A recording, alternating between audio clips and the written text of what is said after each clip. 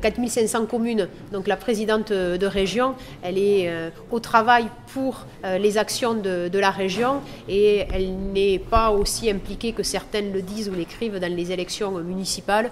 Moi, ce que je souhaite, c'est que bien sûr l'union de la gauche puisse se faire à la région. Nous sommes tous unis et c'est très efficace. Chaque sensibilité amène un plus et je pense que nous agissons de façon juste et aussi pour répondre à l'urgence climatique. Et puis après, je rappelle que l'extrême droite n'est jamais la solution et donc je demande aux citoyennes de la région Occitanie de bien réfléchir parce que voter Front National n'amènera à rien de plus.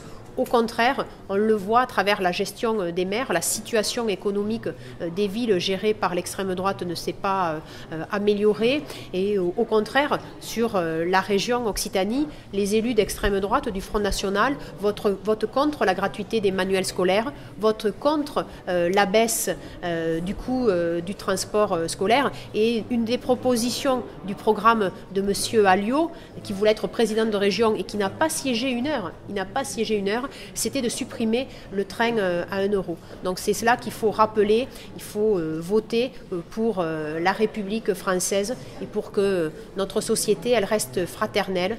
L'exclusion, le rejet de l'autre, ça n'amènera aucune solution, ni en termes économiques, ni en termes de bien vivre ensemble.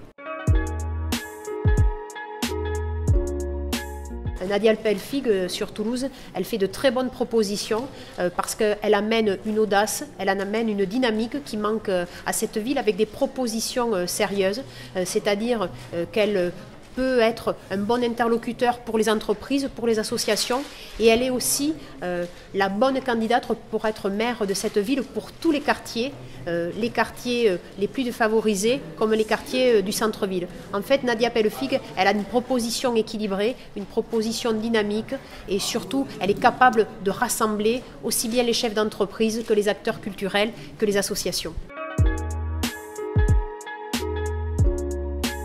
Non mais je crois qu'il faut arrêter de se raconter des histoires.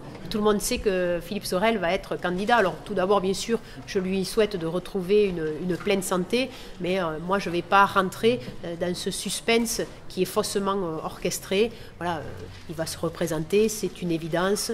On voit ses différentes interventions, donc arrêtons de parler de fantasmes qui n'existent pas.